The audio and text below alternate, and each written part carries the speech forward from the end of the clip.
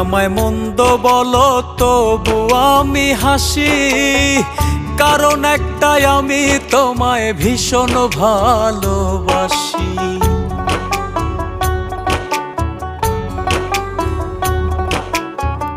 তুমি আমায় মন্দ বলো তবু আমি হাসি, কারণ একটাই আমি তোমায় ভীষণ ভালোবাসি।